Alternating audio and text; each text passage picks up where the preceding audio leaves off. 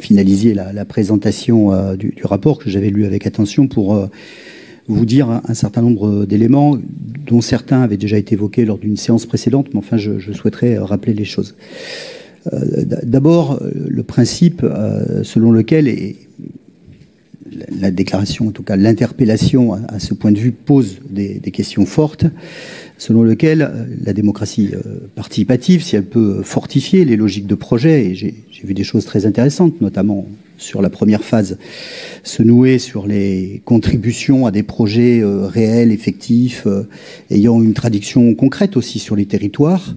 En tout cas, de notre point de vue, elle ne peut pas se substituer à la démocratie représentative. Et je ne voudrais pas opposer les deux de façon caricaturale, je voudrais expliquer en quoi les éléments concernant le projet d'expérimentation du droit d'interpellation locale et citoyen posent question. D'abord, notre collègue qui rapportait sur ce sujet a eu l'occasion de nous dire qu'il s'agissait d'un budget raisonnable. Et je voudrais mettre le budget en parallèle du schéma à haute ambition démocratique.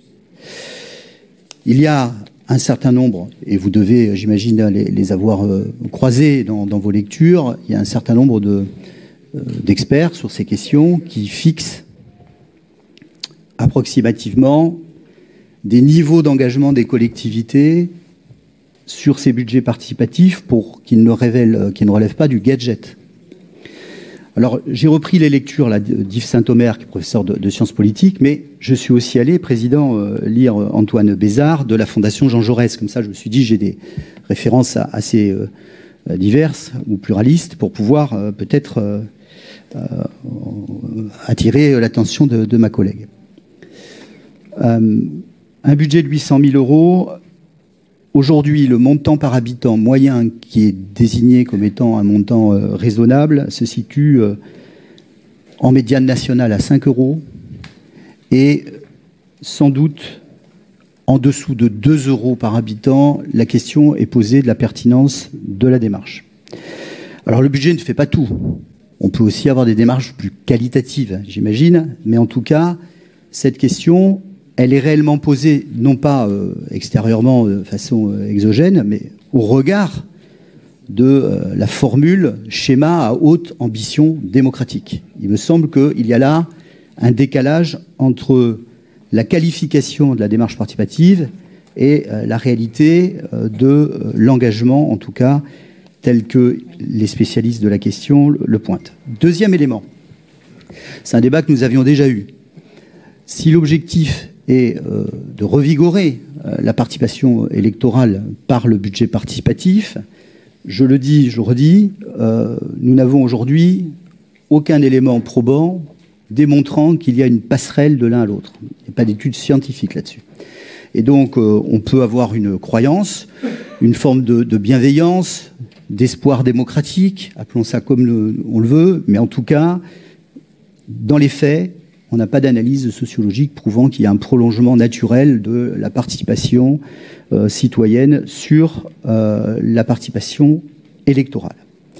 Troisième point, et puis après je dirai tout le bien que je pense du droit d'interpellation locale. Troisième point, toujours technique. Il est proposé de mettre en place ces processus de participation via une plateforme numérique. Se posera nécessairement la question de la fracture numérique et du fait qu'un certain nombre de nos concitoyens, et peut-être ceux qu'on voudrait d'ailleurs, si je prends le schéma précédent, entraîner sur les voies de la participation, sont souvent éloignés des pratiques numériques. Je ne sais pas si l'idée de la plateforme est une bonne idée. Je ne sais pas non plus si le fait de renvoyer vers un service pour avoir les éléments sur format papier est aussi une bonne idée et n'est pas finalement complexe dans l'accès au dispositif qu'on aurait pu peut-être imaginer mieux porté localement ou en tout cas avec des relais. On a la chance d'avoir dans l'institution départementale des maillages sur l'ensemble du territoire. Je ne suis pas certain que l'accès via le numérique soit la meilleure des situations. En tout cas, que ce soit une des possibilités peut-être, mais peut-être pas, de mon point de vue, la meilleure. Et puis, concernant le droit d'interpellation locale et citoyen, vous dire que, finalement, je trouve qu'il fait singulièrement écho au RIC, référendum d'initiative citoyenne, demandé lors des Gilets jaunes en 2018-2019. Alors, pourquoi pas, mais vous avez choisi d'aller très haut dans l'échelle d'Arnstein, pour ceux qui connaissent la fameuse échelle participative. Je ne suis pas certain que, pour le coup, et la complexité de ce qui est décrit dans le dispositif et la position du curseur soit très revalorisant pour les mandats locaux et pour les relations de proximité qu'on entretient les uns et les autres sur nos cantons avec l'ensemble des habitants.